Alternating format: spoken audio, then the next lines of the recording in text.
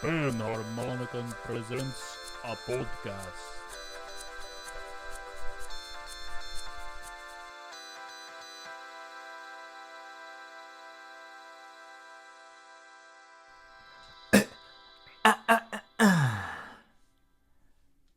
Uh-oh, we're in trouble.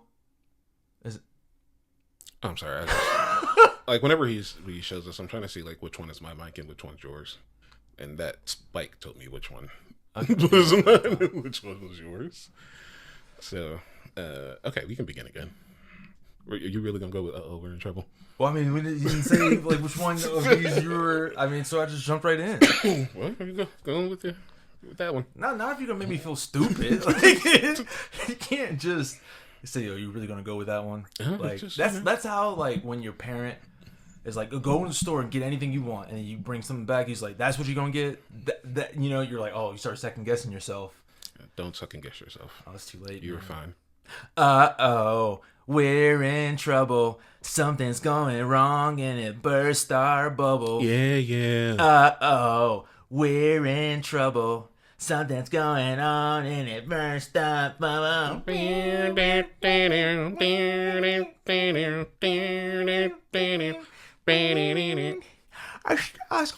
stood up tall and I ate my sandwich. I'm not gonna lie, I didn't know the lyrics. I don't know the lyrics either. I'm pretty sure they don't say that though. That's kind of why I questioned 100% the choice. I feel like we at least got past the part that's most known. As soon as you got past, we're in trouble, I was like, I know the guitar riff and the guitar riff. That's about all I know. Maybe that's why they didn't use it in the main movie. They didn't use like any of those like songs in like the main. And you know what? That is actually something that I was thinking about. Right? I wrote that down. I am excited actually to cross that bridge when we get to it. But folks, welcome back to yet another episode of Panharmonicon Studios presents. Go ahead. I know you want to. The 10th episode of the podcast. The 10th episode. So this is episode 10. I admittedly can't believe that we got here. Just because we were a slow start. Well, actually, we were kind of a quick start, and then we petered out a little bit. Now we've picked it back up, and we're at episode 10, which is, I guess that's a milestone. Yeah. We didn't celebrate number 1. So we didn't. So in this case, we're celebrating episode 10. Absolutely. Of our little movie podcast here. And hope you all listening have been enjoying it. We're so happy you're here. 10 episodes. I was also thinking the other day, I was like, man, we hit 10. Like, what do you think it's going to feel like when we hit 100? Or like a million? I don't think there's a million episodes of anything. One Piece. One Piece gets pretty close. It'll get there eventually. We're just getting started. Like episode 1,000 something. So, but for today's episode, Ash, we're I don't know. I'm not sure who's listening, how old you are. Chances are, if you weren't born in the last 30 years, you probably maybe haven't seen the Power Rangers movie or don't know that song is popular in the Power Rangers movie. But anyways, we're actually starting to tackle today Power Rangers retrospective. So we're going back from the tippity top with Mighty Morphin Power Rangers the movie, and we'll push on through there. We will, and hope you guys are. If you're not Power Rangers fans, maybe you'll become it by the time we finish with this 3-movie retrospective. So we do hope that you stick along with us for the ride, and if you can for us, don't forget to click subscribe. Join us as we continue to talk about these movies. Like, share with your amigos, your compadres, your fellow Ranger fans. And, feel free to leave comments. Tell us what you want to hear us talk about. Mm-hmm. Tell us what we didn't talk about in this episode, even though I think we're going to cover everything. And if you got any little tiddly winks or tidbits that you know about that we don't, Feel free to write them down. Yeah. Give us, all your tiddlywinks. I don't know what those would look like, but I imagine they're tiddly. So this is exciting. This is hopefully you'll be here. You're here with us now. Thank you again, and hopefully you'll be here with us once we do hit episode 100. So, a lot to say about this. I mean, I think there's a lot of passion for the franchise. It's a franchise I think a lot of people grew up on. I know we grew up on it. So you want to just dive right in? Yeah, definitely. Mighty Morphin. We're starting off with 1995's Mighty Morphin Power Rangers, the movie. Mm-hmm. Movie takes place in between seasons 2 and 3 of the, at that time, incredibly popular franchise. Not so much popular anymore, but back then it was, you either knew about Power Rangers or you were a square, because it was hard not to. Mm-hmm. I feel at that time, like Teenage Mutant Ninja Turtles, Mighty Morphin Power Rangers, and The Simpsons were like the thing to talk about in the early 90s. I mean, I think honestly, like if you, it's like you either knew about Power Rangers or you weren't alive, or like you weren't American. No conscious. But if you're American, like you knew about Power Rangers. Even if you didn't want to know about Power Rangers, you knew about Power Rangers. And even if you didn't know about Power Rangers, you knew about its like various knockoffs that were trying to like just like suckle on the teat of that like $1 billion franchise, which making $1 billion in like 1993 off of television is pretty, well, I shouldn't say television, but like off of the merch and everything like that. It's pretty crazy. But Power Rangers did that, and it was so popular and so big that it garnered its own movie, which at that time, I mean, like, well, you had like the TMNT movies, and I guess you could call it like that failure of a He-Man movie. Oh my gosh, like, with Dolph Lundgren? Dolph Lundgren, yeah. Wow, I forgot about that. But for the most part, you could be an insanely popular television franchise and not get a movie. Like, there are tons of them. Heck, looking at the Simpsons didn't make a movie until, what, 2000... When was that? 6 or 7, 8 or 9 or something like that. And it was around since I was born. Yeah. So it's crazy to think that like in 2 years, and I guess really if you think about it, just within that first year, they were deemed so popular that Fox was like, yeah, we'll take you to the big screen. Mm-hmm. And take them to the big screen, they did.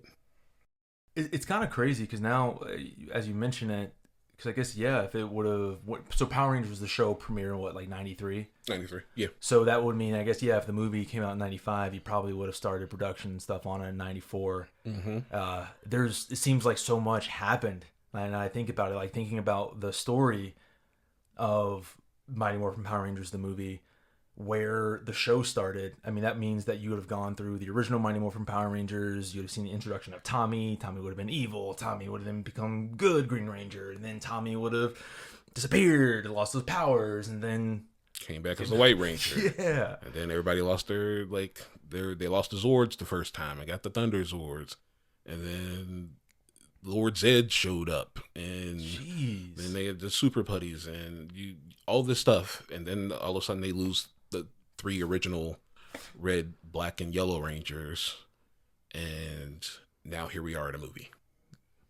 And I mean, I don't know where you were in 1995 summer, but I know where I was, and I was waiting for Mighty Morphin Power Rangers the movie to come out. Every time that commercial, like a TV spot for the movie came on, like during what do you call it? TGI Fridays? TGIF? TGIF. Is that the TGI Fridays? TGI Fridays, the restaurant. Okay. I honestly just kind of assumed that TGI Fridays, the restaurant, was based off of TGIF, like on ABC, with like Steve Urkel. If they were, they would have died a long time ago. Oh, I guess that's true.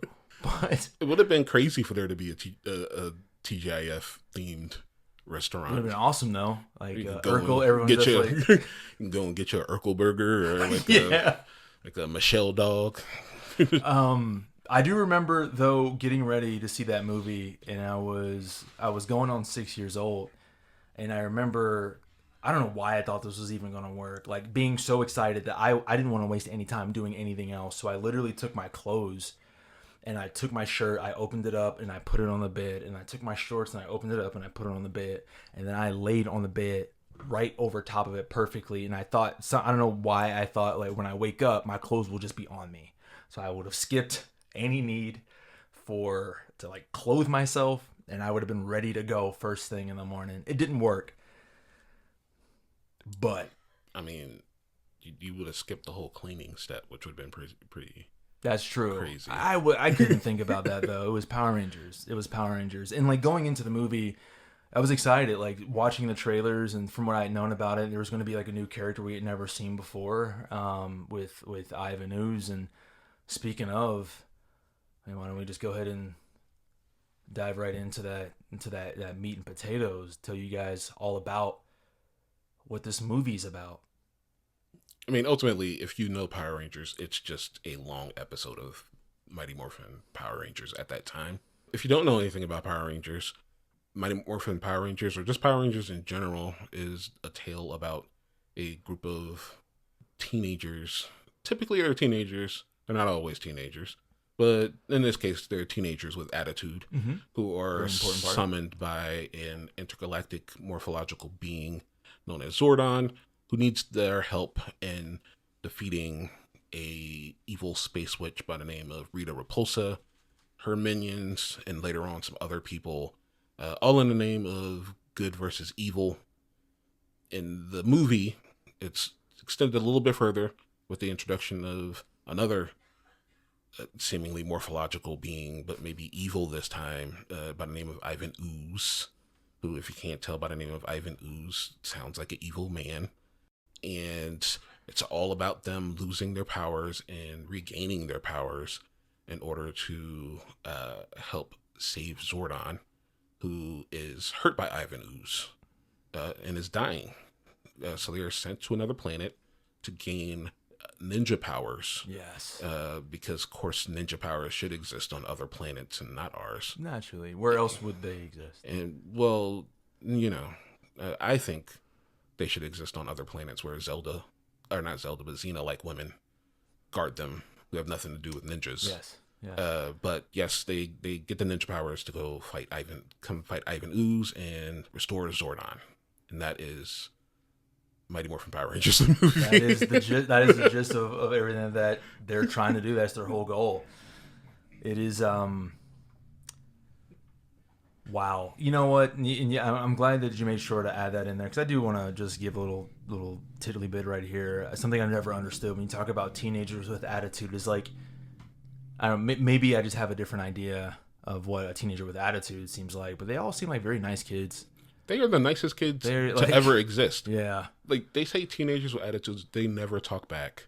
They're always like, they're always in some type of like charity for like the younger kids. Dude, both movies. Yeah. Both movies are about are the beginnings of charities. Like, and I don't know. I guess I shouldn't say that as if like evil people don't do charities, but I mean, these people were like skydiving.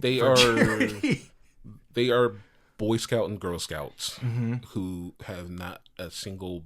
They don't even have like a sarcastic bone really in their body. They make really quips does. and jokes. Yeah, but like for the most part, they are not. They have no attitude. They've never had attitude, and it's such a misnomer that you immediately are like, they should have just taken that part out.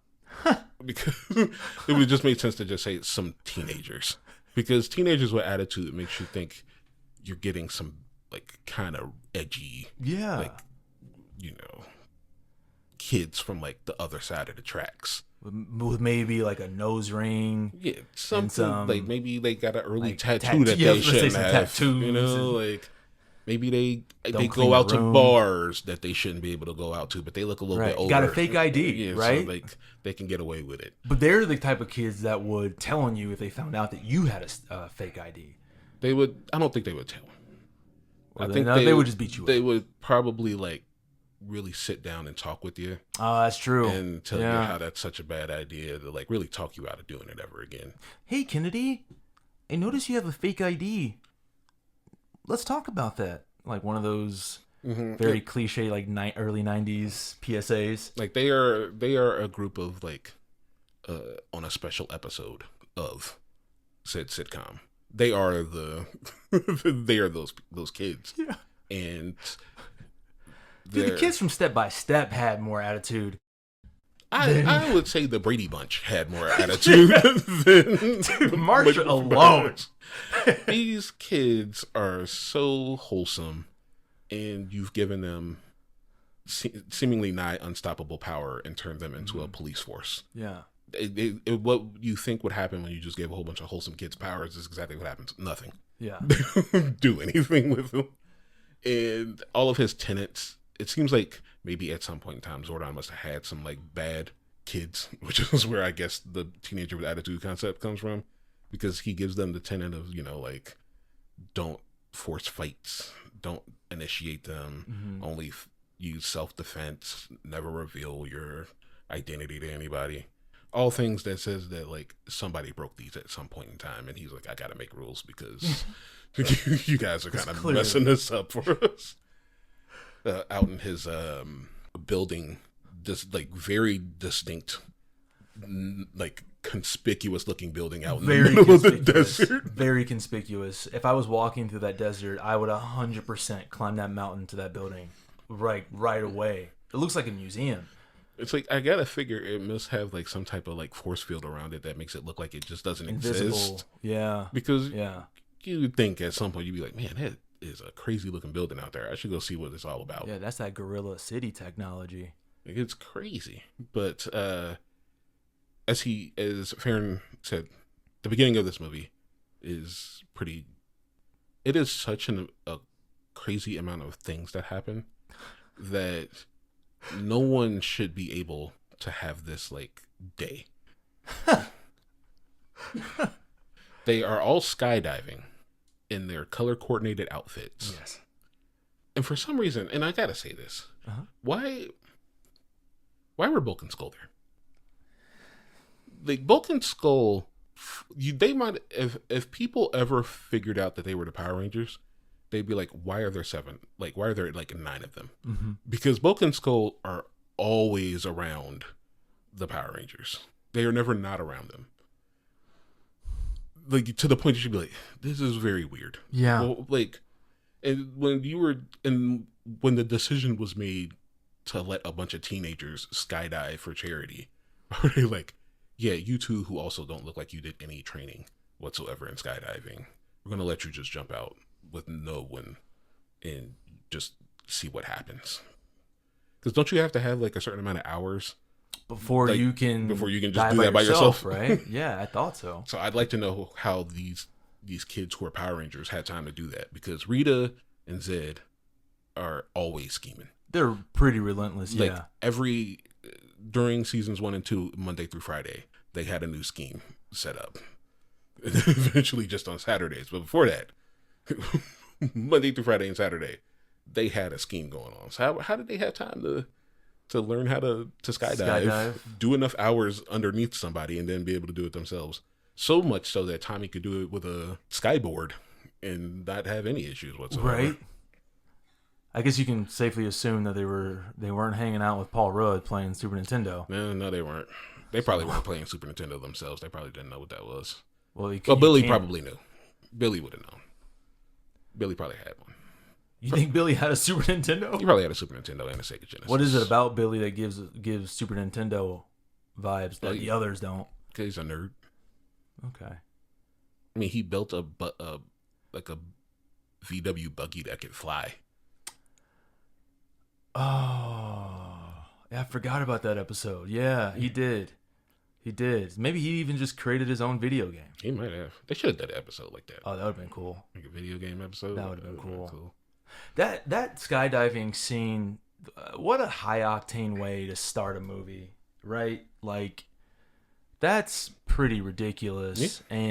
And you know the funny, I think you ever think about certain things in movies where the director, producer, whoever, they wanted to add this piece for like comic relief, but you think about the reality of it and how crazy that would have been, because like very early on when you open the door and they're in there and then Bulk and Skull look out and they're terrified and they gain up the courage to go ahead and do it, and then Kimberly taps him like, or is it Kimberly or Aisha? It was ooh. No, it was Kimberly who said you might want to put. It was these on. Yeah, and they were like, yeah, we probably should put up there. And that's when that music starts. It was such a good song to use in that moment. Mm-hmm. Like, especially because I don't know when Red Hot Chili Peppers covered it, but like it worked perfectly. It fed energy into the scene, right? And considering they go from that right into like roller skating into town is crazy. A crazy concept, right?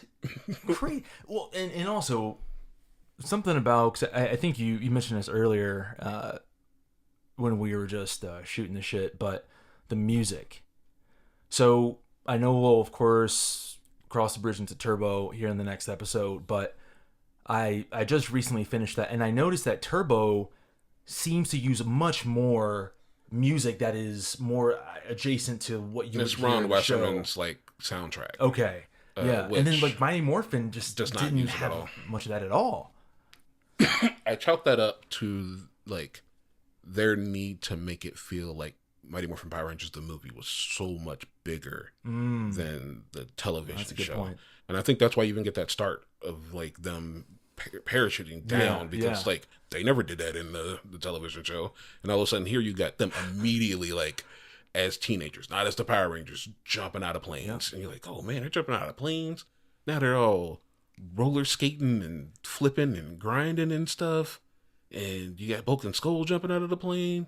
Yeah, it's just nothing like the show. And like, yeah, that whole scene is like something that you're just like, wow, that's as a kid. Is like I was oh my goodness, I'm so old at this point, but I was 8 when that came out, and I kind of like to think that I was the perfect age for Power Rangers. Like, it was when it first came out, I was 6, and by the time the Mighty Morphin ended, like all the Mighty Morphin stuff ended, going into them like leaving from Turbo, I was 10. And I think that's like exactly the age that they were really pointing towards. I know they probably wanted older, but they were a little bit too campy, I think, to really be trying to hit like kids older than 10. Yeah. So I think I was like just that exact, like perfect age throughout the entire Mighty Morphin saga, or the Zordon saga, I guess we could call it. And I sat there and I was like, this is so much crazier. This is worth going to a movie theater for, because this is not an episode. As an adult, I can see it's just a long episode of Morphin Power Rangers with especially with Turbo just like is more like a flash. very long, yeah. Like Turbo is just outright a longer episode of Mighty Morphin Power Rangers. Yeah. Like I could totally see that just being chopped up into like 3 episodes and then being like, there we go. This is episodes 1 through 3 of Turbo. Just showing you the story of how they got the Turbo powers, right? Yeah, absolutely. And it's interesting that both movies also deal with like power transfer into like getting new abilities. And the movie, and Mighty Morphin Power Rangers, the movie, is just they no longer have the Thunder Zords and they switch to like the Ninja Zords. But in Turbo, it's like, oh, we moved from Zeo to Turbo. This is like a new suits and we get new everything. Whereas they were just so scared to stop using the Mighty Morphin suits that they just never changed them to the other ones that the Japanese were using. So instead, we just got Zord changes. Yeah. Even though sometimes those didn't work. Like, for instance, in the Ninja movie, we see 6 Rangers, and the 6 Rangers get 6 Zords. But in the Japanese version, one of them wouldn't have had a Zord because there was only 5 Rangers in Ninja Sentai Kaku Ranger, which was the Japanese version of what would be season 3 of Power Rangers. So the crane is actually supposed to be white because of the white. Well, I guess we would know them as like the Aquatarian Rangers. So like the White Ranger that was her Zord.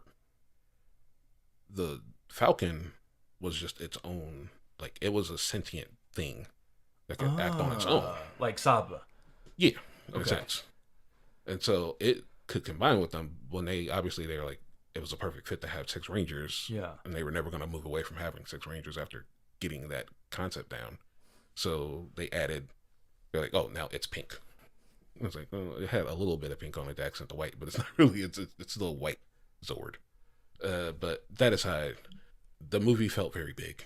Mm-hmm. And it had to feel big because there was so much budget put behind it and this was Fox putting the money behind it as opposed to just like Fox and Saban. And I'm certain, well, who knows what Saban, maybe they used a lot more actual SAG like guild people, but the budget was there just to have this like great grand adventure, and you just felt it. And that's why I think you could feel it through the soundtrack.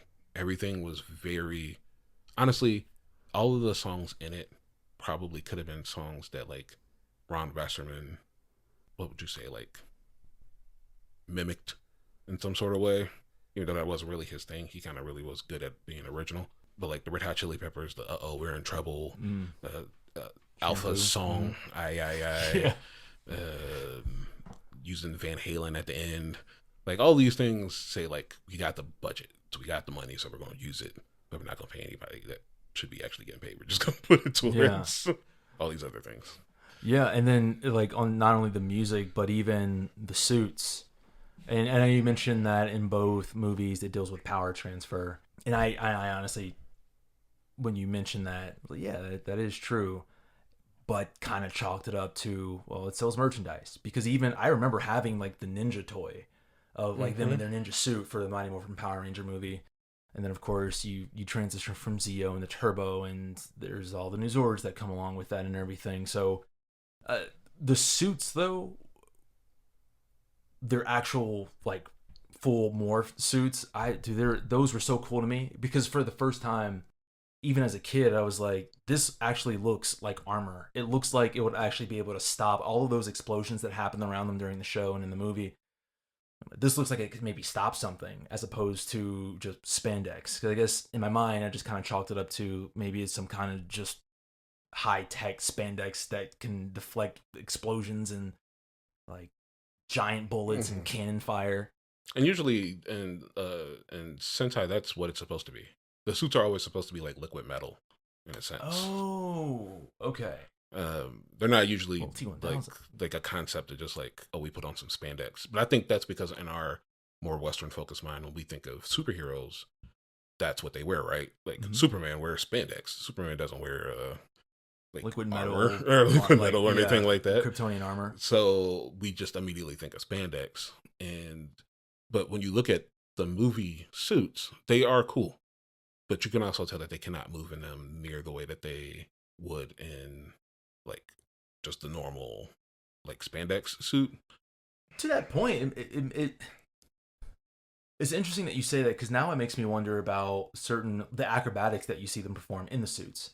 I remember there is that part when they are fighting, they've morphed, and they're fighting Ivan Ooze's little Ooze Juniors, and I think it may have been Aisha got like the wind knocked out of her, and Billy's like Aisha, and then he starts doing these back notes for like. And like, how are you moving that way in that suit? Because you were saying that those suits were heavy, right? Yeah, the suits were heavy, and I'm sure it helped that it was like nighttime, so it was cooler, even though it was still like Australia. But oh, no. I'm sure like they have.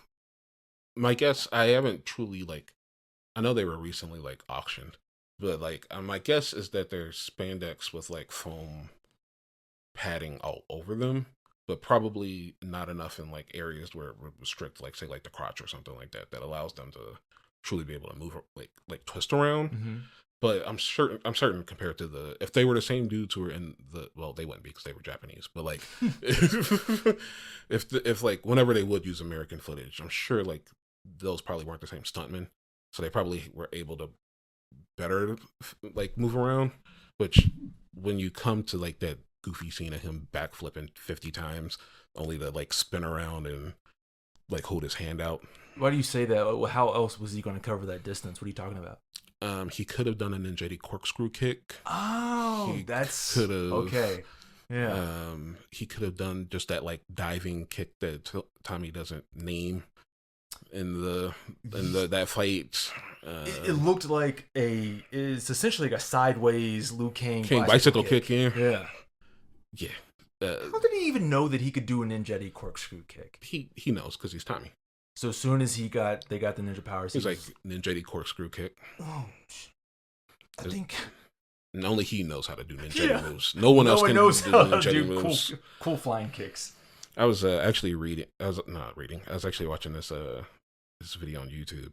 I wish I could remember your name, guys, so I could shout you out. But he talked about the fact that the Mighty Morphin Power Rangers, the movie, might as well should be called Tommy and some other guys, the movie, because it's incredibly Tommy centric. Mm-hmm. And sure enough, like Power Rangers itself, after the Green Ranger saga, became Tommy centric. But in this movie, he went through it. He was able to tell you like the percentage of lines everybody had, and Tommy's was like, I think he actually listed the number of lines each person had speaking out of like the 6 Rangers, and Tommy's was more than everybody else's. Not everybody else's combined, but like it was more than Aisha, Rocky, and Adam's lines combined. I'm not surprised by that. Yeah, that's interesting though. And there was just a bunch of other weird things, like for instance, the kid, he only talks to Tommy. Oh, that's right. Like if like take the skydive scene, he doesn't say, "Hey, like go guys." It's "Go Tommy." When he is at the end, he only like talks to Tommy. And then another thing, like Kimberly is a Power Ranger and has been a Power Ranger longer than Tommy.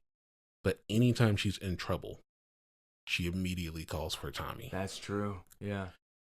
When they are in the scene, when they're fighting the I don't know who those dudes are supposed to be.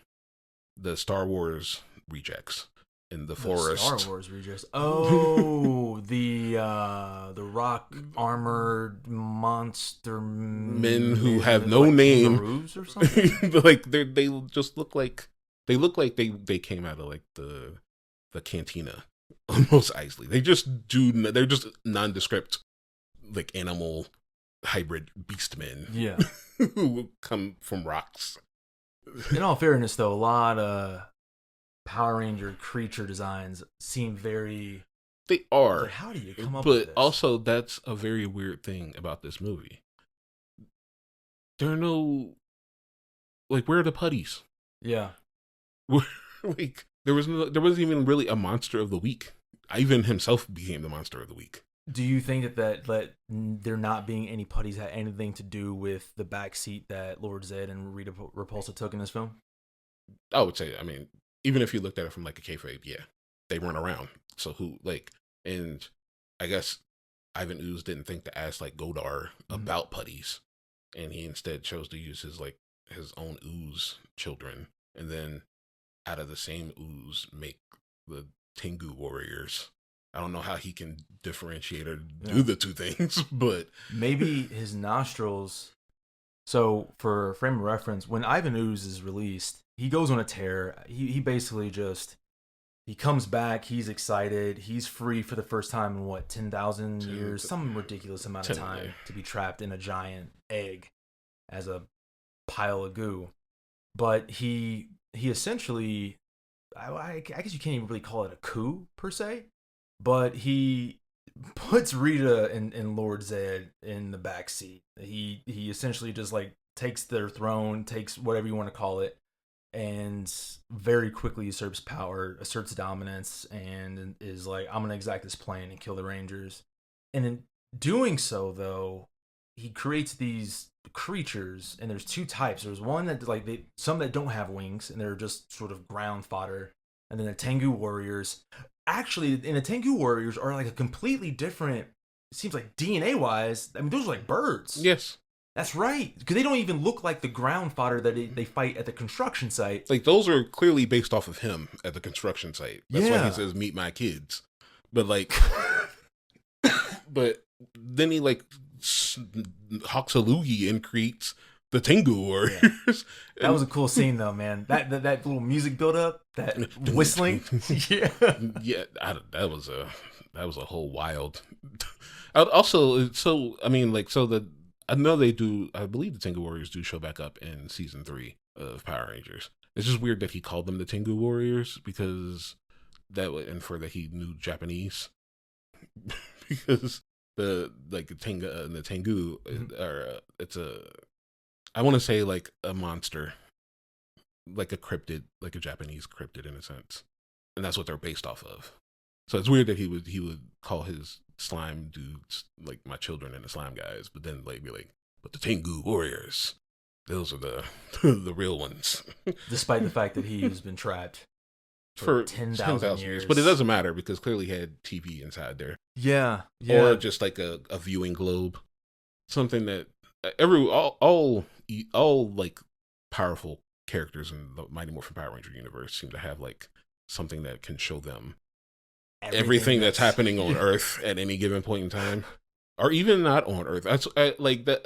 Matt brought up that thing with Kimberly in the plane, and I said that like they seem to have a truce because Rita at any point in time can just look down and just see what's happening through her telescopic lens there, but they can use the viewing globe to see what she's doing on the moon at times, or even just look at other places that she has. And you're like, why can you two spy on each other but not do anything about it? And very intimately. Like, they just be knowing stuff. Yeah, like, they'll be like in their bedroom. They'll just have a camera set up. And it was like Rita will be like yeah, Kimberly. Painting her nails or something. like, or why are you what's going on here between you two? But it's like, dude, why do you have... It's like, Zordon, is that a save the date for Rita's wedding? What?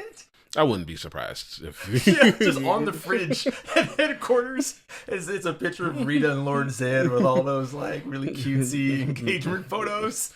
Like, I see you guys are all real good friends at one point in time, huh? You, Ivan Ooze, Lord Zed. Yeah, dude, they're all like in Diva college Talks together. But one of you had to turn, huh? Yeah. Oh, so you think they were all evil and Zordon turned? Or they were all good and only Zordon stayed good and they all turned evil? Yeah, they were all... I feel like it had to be the other way, because what are the chances that all of them would turn evil and then Zordon be the one... Zordon flipped on them. I think maybe they were all... But, like, evil in Power Rangers universe evil, right? Because if kids with attitude equals kids that fight in karate tournaments for charity, then evil in Power Rangers must mean, damn, you didn't put your cart back at the grocery store. Yeah, I mean it's concocted schemes, and that won't really do anything. I think really it was all just a big like real estate insurance fraud act. I think in reality, the episode comes out that Zordon and Rita own Angel Grove. Yeah. And so they just constantly break it down and like bulldoze it and then say, like, could you please help us? Like, an event of God just happened. Yeah. Dude, that's the only thing that makes sense. It's gotta be real. The surveillance is way too intimate and too good for it to be anything. Like, they just be knowing, like that she knows all of the Power Rangers' identities. Yeah, it should be enough to tell you that she should be able to just stop it. Know that their social security numbers, dude. She knows their family. Their I-9s. Like she knows who their parents are. Apparently, like who their like uncles and aunts are. You're like, come on, Rita. Yeah. Like you should have either ended this by now, or you need to tell the truth, which is you and Zordon are playing around. you're blowing up buildings that you own the property of just so that you can get the real estate, like the insurance fraud. It's the only way. I'm hearing like that song Push a Man. No, I'm your pusher man. Boom, boom, and then it's Zordon's voice narrating, and Zordon and Rita are doing like these handoffs and exchanges. It ends up being like this Quentin Tarantino-esque movie that actually goes into the reality of Power Rangers and what's happening with their insurance fraud. Got some I should go smoke some weed. I'm your pusher man. We would do this every day, every Saturday morning. We would ruin the town.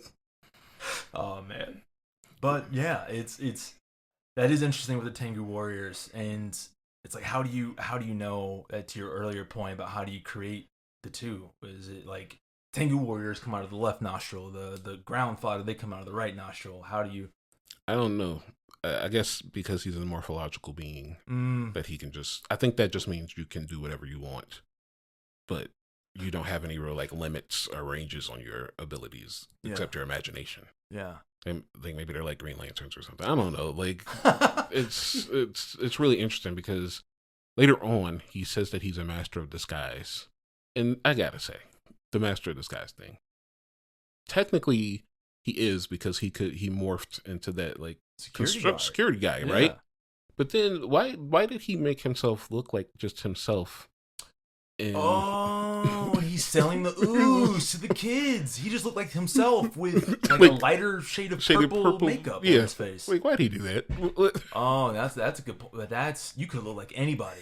He could have like easily just like morphed himself into like just like a suave looking gentleman who could sell. But nope, he just put on like a hat and some like white face paint and said, here's some ooze, kids. We sell you some ooze. I guess it worked though. It did. Well, that's because he was giving away free ooze. Like it was the era of Nickelodeon gack. Mm-hmm. If there was a dude outside and I was 8 years old and he was like, "Hey man, here's some gack," I'm like, "Yeah, thanks, man." Then it's kind of crazy to know how easy it would have been to kidnap you. I'd say kidnap. He didn't kidnap any of them. Oh, he didn't. I'm saying like if in reality. If you were saying that you as an 8-year-old kid... No, I'm saying if I was an 8-year-old kid in the Power Rangers universe and the dude was just giving away Nickelodeon gag. Okay. Like, if I was 8 years old and the dude was, like, right outside my house, like, next to a white unmarked van... At your bedroom window. Being like, hey, man, I got some gag. I'd be like, no, dude, I'm good. I'm good. My name's Ivan. Wait, what? Well, that's even worse. I don't know Ivan. Ivan. My last name's Ooze. Is that... Also, so cocky to just call yourself like by your name to these people, all because like you just happen to have not been in the news yet. Like it would have been like if Rita Repulsa came down after she'd been fighting Power Rangers for a while and started giving out lollipops, calling herself Rita Repulsa. You'd be like, "No, lady, aren't you that moon lady who's been destroying the town every day?" Literally every other day. But no, let's go out there as Ivan Ooze to sell. This is a scheme. Instead of just immediately going to he could have morphed himself into like an adult, some type of like maybe like one of the like the city council and had like a council meeting and just got the adults there. Yeah. Or been like a teacher or something at Angel Grove and said, we got a parent teacher conference that's got to happen like now. Yeah, those schemes are so convoluted. But no, he had to create magic ooze to give to the kids under just the sheer hope that they would then take it to their house and have their parents touch it. And of course, like he says like goofy things like, and if your parents try to stop you, just throw it in their faces. But like, did you ever just throw anything in your parents' face? Because I wouldn't be here today. Exactly. I wouldn't be sitting across from you. So like, who's doing that, right? Like, so you had the hope that they left it around because we see like at some point they're like playing with it, and they're like kids aren't affected. It's clearly the parents, right? So like what if all the kids just immediately played with it so much that the parents never got to touch it? Oh yeah, that's like true. He had no backup plan, and the kids took it to an extreme. They were making smoothies out of that shit. That looked crazy what they were doing. They were juicing. Like they were out there like just having a jamboree, and at one point did no one say, "Hey, man, like, where's my parents?" Right? They were out there till like night. Those are kids with attitude. The kids whose parents just disappeared for weeks because there's no way that they had only been gone for like a day or two. I don't know, man. I think it was a short period of time. That's incredible.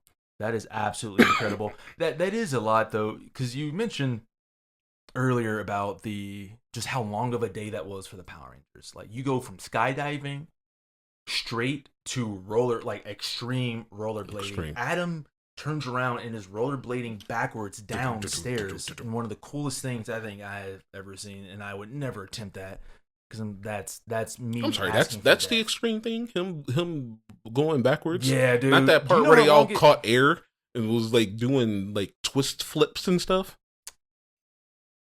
You have a point, yes, but at the same time, I was gonna say, like, dude, could you imagine falling on concrete? And I'm like, wait, could you imagine your parachute not deploying? I mean, they jumped out of a plane. They didn't care what was gonna happen. Yeah, they didn't. Also, there's no real telling if a Power Ranger can get hurt extensively outside of being. Well, no, that's not true. We do know that because Rocky. I don't want to spot. One of the. All right. That's. But they all seemed very coordinated and knew what they were doing. Very coordinated, and I think I may have asked you this, but did they ever get something to eat? Because to my knowledge, no, they couldn't have. Right, because right when they're towards the end of their whole "Go on and take a free ride," I probably got to work on that note. But right when they're at the end of that, and then it's either Rocky or Adam was like, "Hey guys, let's go get something to eat," and then you hear the bum, bum, ba-dum, bum, bum, pull off, and it was just full steam ahead from that moment on. And I'm assuming that's why by the end of the movie they're literally having a feast. There's lobster tail, just a whole bunch. Who paid for that? Because no one knows they're the Power Rangers. Oh yeah, so it's not even like, hey, this is on the house. Like they were just out. That was just a grandiose. Just maybe the local restaurant just was giving food away because they were like, those giant robots are gone now and Ivan Ooze doesn't exist anymore. Free food for everybody. Like they didn't destroy our building while they were just destroying stuff. Do you see him take the needle and start using it as a bow staff? Dude. Their glucose levels, though, in all seriousness, must have been I gotta assume low. Like, I have to assume that they eat after they got onto the other planet. Because it wouldn't make sense that they just went through that entire time and just never ate. Because that'd be crazy. Right. Like maybe, I don't know, because they didn't have like backpacks or anything like they did in Turbo. They just kind of went with like what they had. Yeah, that's true. Unless they had somebody, I wonder if anybody, Tommy may have had the deepest pockets. The pants that he was wearing in that movie, They were like pretty baggy. Yeah, he could have had some snacks.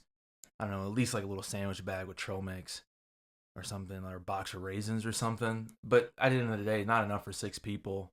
No. To feel satiated. Not after skydiving. Aisha had a hoodie. Maybe she had maybe like her little front pockets could have had like some Slim Jims. I don't know why my mind first went to it just being a trove of snacks in the hood of the hoodie. Oh, like that just didn't ever fall out. Like you go to the movie theater and you got like you turn your hoodie backwards and put all the popcorn in there. Oh. Okay. That's a new idea. I've never. Yeah, I mean, I don't think you would want to do that because it's clothing, and you'd be putting a whole bunch of buttered popcorn in it. But that's a fair point. But still, I'm gonna bookmark that idea. But yeah, they had. I'm gonna assume maybe they ate before they. That period of time is rough. Yeah. They couldn't have possibly really eaten until like maybe like that night with Dulcia. They ate before they headed out. Dulcia.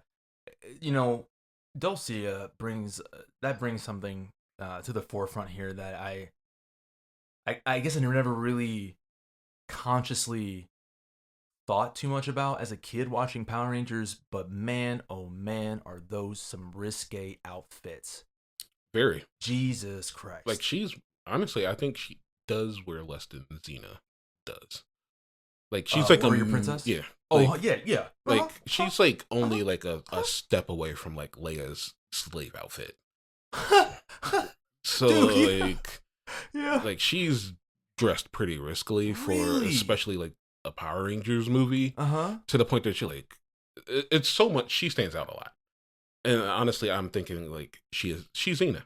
There's no getting around it. Like clearly, like when they were writing the movie, somebody was like, Xena's popular. Let's put this character in here because and then instead of doing like Xena, because then Xena do that. Yeah, she do that. But she instead she took her sticks, the twirling sticks. the twirling sticks, and those the sticks make a whirling sound. More like nails on a chalkboard. Oh, don't see ya.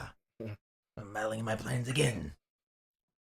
You'll see, it was also like her and Zordon's turn. She was there back in like their days too. Oh like, yeah. But then like she got the curse on her where she couldn't leave the planet anymore. Or I shouldn't even say the planet. She couldn't even barely go from her little perch on top of the right. And I love how we're creating like this mythos. That's what happens when you don't create anything yourself. Like that's true. That movie made you think Dulcia was like a part of the Power Rangers. And you're like, I've never seen this lady before. I thought maybe Zordon and Dulcia dated. You would think so. I mean, she would age just like Zordon would outside his tube if she left the perch. Oh, that's a good point. So she's got to be as old as he is. As old as they are, because clearly, I mean, Rita was 10,000 years in the dumpster, and old Ivan was 10,000 years in the egg. And it's crazy he never thought to say when he like summoned the Power Rangers, hey, at any point in time, there's this egg in the ground that might surface, and I kind of want you guys to be there before it happens. We talked about that, didn't we? Just like giving them like a dossier of all of the past several millennia of things that you've done that could possibly come back. Yes. To like haunt us. Yeah. Rather than just throwing them out into the battlefield and expecting them to react and adjust on the fly, you could have given these teenagers, some kind of heads up. And why weren't you like constantly surveilling the area that you left a very like dangerous person in? Right. Oh yeah. You just let them build a Macy's on top of that shit, and they uncover an egg. Oh, man. And almost calls the end of the universe as we know it. It's like, did he forget about Ivan News? Like, oh, dang it! I knew I forgot something. Yeah, you know what? I got so caught up with Austin St. John leaving. I just couldn't. I forgot about him, man. I needed to get these new 3 kids that I had to find kids that wore specifically red, black, and yellow. Yeah. And I needed to make sure that the black one wasn't black anymore and that the yellow one wasn't Asian anymore. I was tired of getting that feedback. So I just flipped them. That's another thing. That's almost kind of up there for me, alongside of like Clark Kent putting on glasses and no one being like, yo, what? Because it's 6 teenagers that always hang out together, are always seen around each other, and they wear the exact colors. They always disappear. This is the exact same colors of the Power Rangers. So much so that when the 6th kid joined them, he was rocking green when we would see a Green Ranger around. And then he started rocking white, and there's a White Ranger suddenly around. Then the 3 who wore the red, black, and yellow, they just disappeared, and a whole new group of kids showed up wearing red, black, and yellow. You think it's them? Nah, they can't be the Power Rangers at all. Yeah, Power Rangers, as far as I know, they 6 teenagers with attitude. Those dudes was in a karate tournament for a charity event. No way. No way is these 6 kids who all know martial arts and gymnastics. Yeah, dude. The only ones in town. But no, they can't be the Power Rangers. Not at all. Impossible. These kids who are always hanging around, they all have the same matching like bracelet. And it's like they're either the Power Rangers or they're a gang. Those are the only 2 things they can be. Like they can't just be normal people because something's going on here. They all disappear from school at the exact same time for the exact same amount of time. Sometimes 3 or 4 of them might disappear, and then on the news, those same 4 colored Power Rangers are talked about, and then you explain guys while you're gone for like 28 minutes at a time, and then you just kind of show back up, and we gotta expect nothing to happen. Yeah. Sure. Okay. Yeah. You just accept it. You just eat it and you just move on with your life. Like, That's crazy. That's actually like I think Angel Grove knew who the Power Rangers were, but they just were like, I mean, if we said anything, we'd have to deal with these like giant space monsters ourselves, so we might as well just accept that they exist and be just happy that they exist. But we don't want to have to like owe them anything, so we'll just act like we don't know who these. Well, you give them a free dinner at these Power Rangers are once they kill Ivan Ooze. That's all you need to do, really. Just give them a nice free meal. Honestly, dude, that lobster. Yeah, I'd be a Power Ranger. Create a logo for them, and set off fireworks. Play some Van Halen for them, because every kid at that time was down for not even David Lee Roth's Van Halen, but Sammy Hagar's Van Halen. Just as long as you got Eddie in the group, it doesn't matter who the lead singer is. Oh man, that ending, boy oh boy, and it that movie. The thing about the changing of the powers, the exchanging of the powers, I do like the way they did it, even though the outfits, there wasn't much of an alteration, and even so much so that as I think about it, I think the only thing that might have changed is the medallion at the center, but the masks themselves, it still was a dinosaur themed. Like, yeah, like why wouldn't that have just changed to the? I guess that would have cost more money, but it was something is that it felt like a fuller. And as we get to Turbo, like that felt to me, their transition felt like a fuller, more complete cycle of seeing them fight in it, losing it, and then like, oh, what are we without these abilities, which apparently you're still amazing acrobatic karate kids getting their ninjetti powers and then morphing again, and that whole full circle, like spanning the whole movie. Whereas it's like it's much different in Turbo, but it was like I thought it was so cool just to see that the evolution. I mean, transition. That was the whole thing, right? Like them, it's like in a video game when like the sequel to a video game where like you have all your powers and then you like lose them at the beginning of the game and now you gotta like go back and like regain them. That's what it was for them. They had spent so much time at that point being Power Rangers that they didn't know what it was like to not be Power Rangers anymore, and they were suddenly thrust into a situation where they had to like remember what that was like. And I do kind of wish they could have explored that more, but I also understand it was like an hour and like 30 something minute movie and they didn't have that time. But if they could have explored it just a little bit more and then gone into like, now we got our power back, would have been, I think, a more complete story. But you get that in the television show, so it's fine. Just like we know what it's like for them to not have their powers and have to go back to being powerless and then eventually getting them again.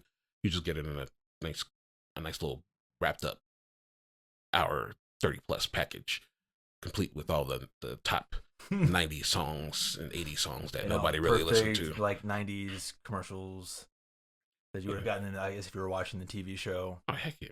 I do. I'm glad you brought that up, though. Like, I would have liked to see, more of an emphasis on just the gravity of the situation that they were in. Because when you think about it, the fact that the Zordon and Alpha used the last bit of energy they could possibly muster to jettison them to an entirely different planet that would have had to have been outside of our solar system, right? Like a habitable planet. I'm assuming, I don't know, like where they went. Planet that no one knows about, that NASA has just not seen. That's in our. So to do that, and it's 6 kids essentially, because honestly, I'm like, yes, we know they're like in their early 20s, the actual actors, but think about like sending 16, 17-year-old kids to a different planet to be like, oh, hey, dude, hopefully you get this power, and if you don't, chances are you're going to die, or you're going to be left there forever. And then everyone here is going to die. That'd been crazy, wasn't it? Yeah. And they were just like on that planet. They're like, "Okay, dude, think about it." And Ivan Ooze just took over. We don't know if he would have destroyed the planet, but he definitely planned on that's true. That's true. That's a good point. Taking it over. Uh-huh. It should have been pretty. It would have been pretty wild. But they saved the day, even though he was still so powerful that they needed a comet to actually what destroy is up with that? Or is it just the fact that he merged with his insectopods? Something his robots. Yeah, so he merged with it, and then I guess I don't know. I mean, he just seemed very powerful.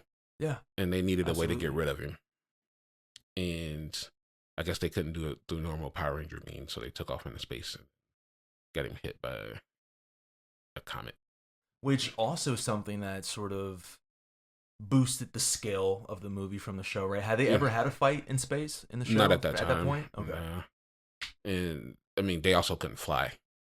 So that's true. that was the that's first a good time point. being able to like truly fly. Like the Thunder Zords technically could fly in like this like weird little formation where the Dragon Zord would go into like fighting mode, and then they would all like kind of get together around it, and it would use its bow staff.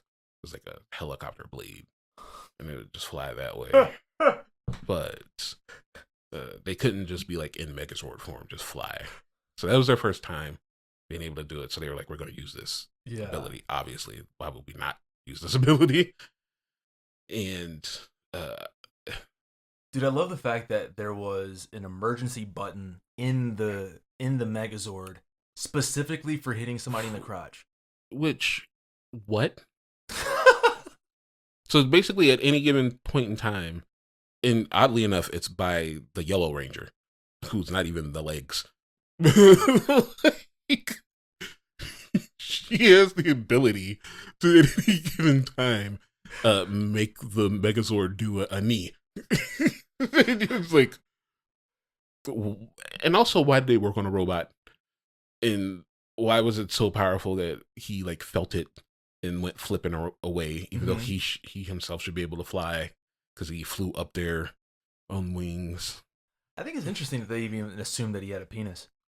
He was a robot. I don't understand. Like, at that point, yeah. And even if he wasn't a robot, he was an ooze man. Why would he could have shifted the position of his penis? Yeah, it could have not been in the traditional spot. He could have moved even knows if chest. he has one. He asexually or reproduced. Back of his neck. Maybe he's like a Namekian. So like, why? We know he asexually reproduces from him creating the. That's what I'm saying. He asexually reproduced. Okay. So why would he even have a penis? I thought you said like, how do you know he didn't just asexually? It was like, okay, he did. We know that right in front of our face. Meet my kids. So I mean, you know what? Also, taking a robot to Dick Kick City in a children's movie is pretty wild. Kick City. Yeah, dude, that needs to be a video game. Dick Kick City. Yeah, man. A side scrolling beat 'em up, dude, like a Double Dragon-esque type game. It's just dudes going kicking dudes in the crotch. That's the only way that you can beat the boss of any level is kicking them in the crotch. That feels like it would have been like in an episode of a regular show when they like play a video game. Dick Kick City, dude. You gotta use the chairs. Use the chairs. You know, and another thing about this movie is that, boy, juxtaposing it against Turbo, it's darker. It's like, for instance, it's not in your face darkness, but there are certain things that it does in this film that I don't think that it treads on in Turbo. Because I was just thinking about the implications of kidnapping an entire city's parent population and then being like, oh, I don't need you anymore. Just go jump off a cliff. Could you imagine if those kids didn't succeed and they were this close to not? Just troves, thousands of parents leaping off a cliff to their death. Yeah, they would have died. Would they have died though? I think maybe some in the back, like maybe as the bodies. I'm not trying to like pile it up, dude. Like World War Z, just the zombies kind of like. Well, I guess for me it was like certainly people would have died, but I'm thinking like considering that they were able to use I don't know, was it a fire truck? Either way, they basically used like a thing that could elevate itself with a hose on it. So my guess is they weren't so high up that like it was just been an immediate death, But what I will say is more interesting. Angel Grove is a very weird biome in which it has mountains, it has forests, it has a desert, the city, it has rivers. There, obviously, he just said go off of a cliff. There were so many places they could have chose, and they also chose the same area, and it was just the construction site that they had been digging at the entire time. They're just like, yep, that makes sense. But that plus like the implication that Zordon could have died.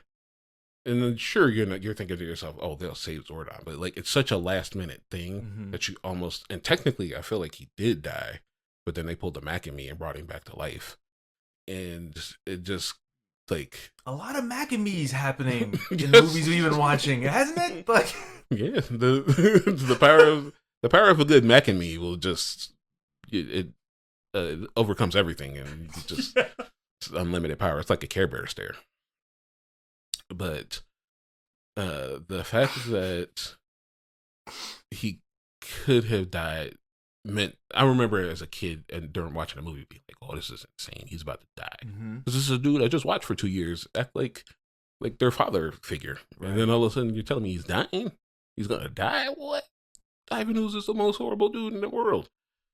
As an adult, I can't say that because Paul Freeman played him, like, he hammed him up so much that you just can't help but love Ivan as an adult, because he's such a crazy, goofy character. Yes, dude. It's like I hang on his every word, every line that he delivers is just so funny and goofy, and just. You want us to take another crack at it? I'll try to take another whack at it. Pow! And then immediately, instantly vaporizes the very creatures that Those I'm kids assuming he created. And a group of things that the Power Rangers themselves couldn't handle. The Tengu Warriors as teenagers. They were getting wrecked. Could you imagine actually if he used that ability on them? If just the moment he met them and it was like, you don't know who you're messing with. Yeah, we're the Power Rangers. And he just... Boom. I would assume they would have morphed. Quick enough in order to... Now, here's the thing. In Power Rangers, they never really state how long a morph takes. We don't know if a morph is so instant that it's just like a flash of light and then suddenly they're Power Rangers, or if we actually are having to sit there and watch the like 30 plus second like thing happen. Yeah.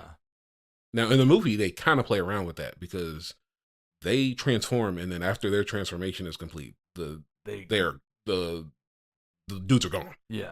Like, where'd they go? And I feel like that was a play on the fact that, like, the morph scene takes so long. But I think it's supposed to be instantaneous. So maybe I would say if they morphed, they would have been able to survive it. I feel like they would have had to have had lightning quick reflexes. And, like, if he just didn't say anything, he just lifted up his hand and he just did that, just as quickly as those birds were vaporized, because it looked like he just kind of did a Senator Palpatine, right? Yeah, he did. It just definitely went bam, and they were dead. I mean, yeah, if he caught them off guard, they would have died. Well, I don't know if they would have died. Who knows? Like maybe he could only do that to them because they were of his own, like, making. Maybe to the Power Rangers, it would have just, like, hurt a lot, but it would have been like, okay, we survived it. I would imagine getting electrocuted would hurt hella. Yeah. But, yeah, no, Mr. Freeman, I mean, I love him as Ivan Ooze. Yeah, I love him and his Ivan Ooze. But the whole movie, it felt like there were just elements of it that it was willing to tread on ground that I had not seen yet with, like, Power Rangers up until that point, especially as a little kid. But overall, dude, there's so much nostalgia wrapped up in it.